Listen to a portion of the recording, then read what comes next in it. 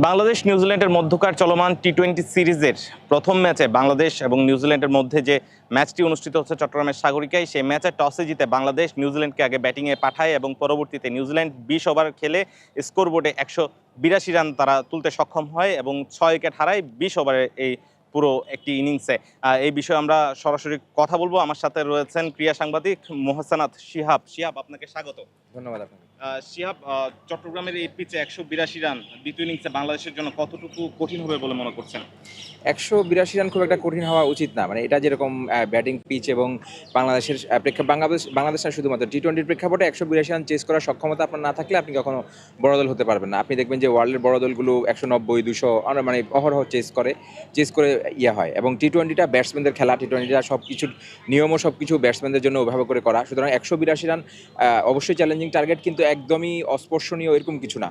বাংলাদেশকে অবশ্যই খুব ভালো স্টার্ট পেতে হবে শুরুতে। মানে যারা ব্যাটসম্যান আছেন তাদেরকে শুরুতে রানটা যদি এগিয়ে নেওয়া যায়, পার প্লেতে যদি ভালো একটা রান তোলা যায় 50+ অথবা 60, কাজটা অনেক সহজ হয়ে যাবে। এবং এটা বাংলাদেশ শেষের দিকে বরং একটু ভালো বোলিংয়ের কারণে শেষের দিকে রান কিছুটা কম হয়েছে। শুরুতে আমরা ভাবছিলাম যে রানটা 200 ছুঁই হবে অথবা 200 ক্রস করে ফেলবে, সেটা হয়নি, কিন্তু 20 রান কম হয়েছে। সুতরাং এটা চেস করা উচিত।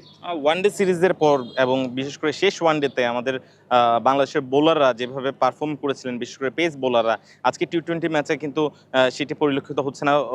উপরন্তু দেখা যাচ্ছে যে স্পিনাররা অনেকটাই ভালো অ্যাডভান্টেজ নিতে পেরেছেন এই পিচ থেকে। বাংলাদেশের বোলিং নিয়ে কিছু বলবেন? একমাত্র স্মার্ট সিটি বসুন্ধরা, আধুনিকতায় এক ধাপ এগিয়ে। বোলিংটা ওয়ানডের মানে মতো হয়নি, ওয়ানডের চেয়ে কিছুটা খারাপ হয়েছে। ওয়ানডেতে আপনি দেখেন এখানে একটু চেঞ্জও আছে। বাংলাদেশের মূল যে 2-3 জন তারা কিন্তু নেই। মুস্তাফিজ নেই। মুস্তাফিজ সবসময় টি-20তে একটা বড় অস্ত্র, সারা বিশ্বে তিনি খেলে থাকেন।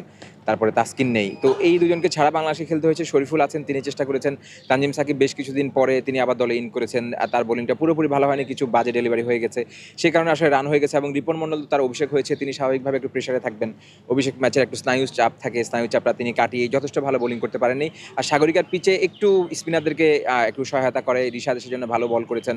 আমরা শেখ মেহেদিকেও দেখেছি ভালো বল করতে। ওয়ানডের তুলনায় বোলিংটা কিছুটা কম ভালো হয়েছে, বিশেষ করে পেসারদের। বাট এটা তাও মোটামুটি একদমই অস্পর্শনীয় রান হয়ে গেছে অথবা একদমই আনচেজেবল এটা বলা যাবে না।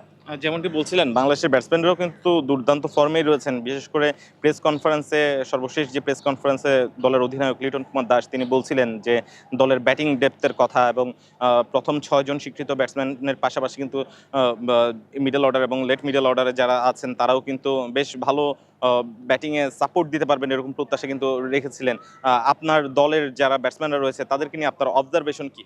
এটা আসলে বাংলাদেশ এই দলের ব্যাটিং ডেপথ বেশ ভালো। প্রথম 6 জন ব্যাটসম্যান, যেটা তানজিদ তামিম, সাইফ, তারপরে ইমন আছেন, হৃদয় আছেন, এরা ভালো করার পরে 6 নম্বরে কিন্তু শামীম খেলবেন। শামীম খেলার পরে তারপরে রিশাদ আসবেন, শেখ মেহেদি আছেন, তানজিম সাকিবের ব্যাটিংয়ের হাতটাও বেশ ভালো।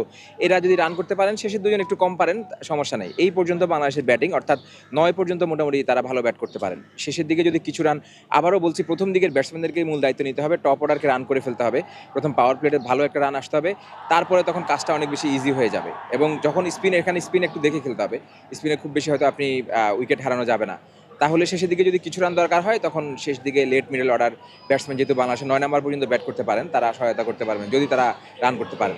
শিহাব, আপনাকে অসংখ্য ধন্যবাদ। যেমনটি শুনছিলেন, আসলে 182 রানের শেষে 183 রানের টার্গেট নিয়ে যখন বাংলাদেশ ব্যাটিং করতে নামবে, তখন কিন্তু আসলে বাংলাদেশের টপ অর্ডারের ব্যাটসম্যানদেরকে একটু দায়িত্ব নিয়ে শুরু করতে হবে এবং যদি স্টার্টিংটা ভালো হয়, সেক্ষেত্রে কিন্তু বাংলাদেশ এই ম্যাচটিতে জয় ছিনিয়ে আনতে পারবে, এমনটি কিন্তু আসলে প্রত্যাশা করছে ক্রিকেট সংশ্লিষ্টরা। একই সাথে কিন্তু যে ম্যাচ পরবর্তী আসলে ম্যাচ শেষে বোঝা যাবে আসলে ম্যাচের ফলটি আসলে কার দিকে যাচ্ছে।